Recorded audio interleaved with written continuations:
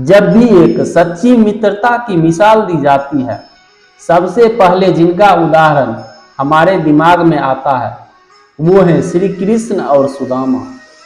क्या कभी आपने सोचा है, श्री कृष्ण और सुदामा दोनों एक ही आश्रम में रहने के बाद, एक जैसी शिक्षा पाने के बाद भी सुदामा गरीब और श्री कृष्ण इतने अमीर कैसे बने? आगे चलकर श्री कृष्ण द्वारका के राजा भी बने।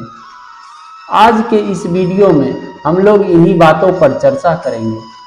मैं शुभम आपका स्वागत करता हूं आपका अपना channel real story with Shubham में। अगर आप लोगों ने अभी तक लाइक और सब्सक्राइब नहीं किया तो जल्द से कर दें। सुदामा जी इतने निर्धन क्यों थे? कुछ लोग तो बोलते हैं सुदामा लालची थे। सुदामा ने भगवान कृष्ण का भोजन चुरा के खाया, इसी वजह से सुदामा को गरीबी में दिन गुजारने पड़े। लेकिन इसके पीछे की भी एक अलग कहानी है। बात उस समय की है जब भगवान कृष्ण गुरु संदीपनी के आश्रम में शिक्षा प्राप्त कर रहे थे। वहीं पर उनकी मित्रता सुदामा जी से हुई। उसी गांव में एक गरीब महिला रहा करती थी। पूरे दिन गांव में भिक्षा मांगकर अपना गुजारा करती थी। एक बार उसे 5 दिन तक कहीं से कुछ भी भिक्षा नहीं मिली।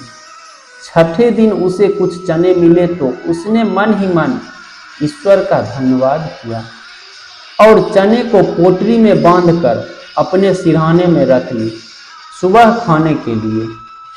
उसी रात उनके घर कुछ चोर आए। जब उन्हें कुछ भी नहीं मिला तो उनकी नज़र उस पोटली पर गई। उन चोरों को लगा इस पोटली में कुछ कीमती सामान होगा। चोर उस पोटली को लेकर भाग गए। गांव से भागकर वह चोर वहीं गया जहां कृष्ण और सुदामा रहा करते थे। कुछ देर बाद गुरु माँ वहां से गुजरी। जब उन चोरों को किसी के आने की आहट हुई तब जल्दबाजी में उन्होंने वह पोटली वहीं छोड़ दिया। सुबह गुरु माँ को चने से भरी पोटली मिली। उन्होंने जंगल में लकड़ी काटने जा रहे सुदामा और कृष्ण को दे दिया। इधर जब बूढ़ी महिला नींद से उठी तो उसने देखा पोटली नहीं थी। वो समझ गई रात में किसी ने उसकी पोटली चुरा ली। तब 6 दिन से भूख से बेहाल उस वृद्ध महिला ने श्राप देते हुए कहा, जो भी उस चनों को खाएगा उसकी स्थिति भी मेरे समान हो जाएगी, अर्थात उसका जीवन गरीबी में ही कटेगा। आपको सुदामा से जुड़ी एक बात बता दें, उनकी अनुभूति शक्ति बहुत बड़ी थी। उस चने की पोटली को छूते ही उस निर्धन महिला के श्राप का ज्ञान हो चुका था। श्री कृष्ण और सुदामा एक पेड़ के नीचे रुक गए। बारिश काफी देर तक नहीं रुकी। कुछ देर बाद दोनों को भूख लगी। कृष्ण ने सुदामा से कहा, सुनो मित्र, गुरु माता ने जो चने दिए वो मुझे खिला दो। सुदामा नहीं चाहते थे उनके प्रिय मित्र अपने जीवन में दरिद्रता देखें। इसीलिए उन्होंने कृष्ण से कहा। चने की पोटली कहीं गिर गई, लेकिन सभी चने सुदामा जी खुद खा लिए थे। इस प्रकार सुदामा ने अपने धर्म का पालन किया और अपने मित्र पर जाने वाले दिक्कत को अपने ऊपर ले लिया।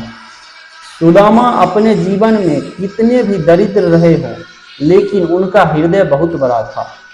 बौद्धिक दृष्टि से भले ही आप सुदामा को निर्धन कह सकते हैं, लेकिन आध्यात्मिक दृष्टि से उनसे धनी व्यक्ति इस संसार में कोई था ही नहीं, जिसने दरिद्रता का इतना बड़ा श्राप श्री कृष्ण से अपने ऊपर ले लिया।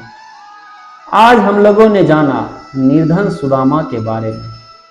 सुदामा जी ने श्री कृष्ण के भोजन खाकर सही किए या गलत, आप लोग कमेंट बॉक्स में जरूर बताएं। आज के लिए धन्यवाद।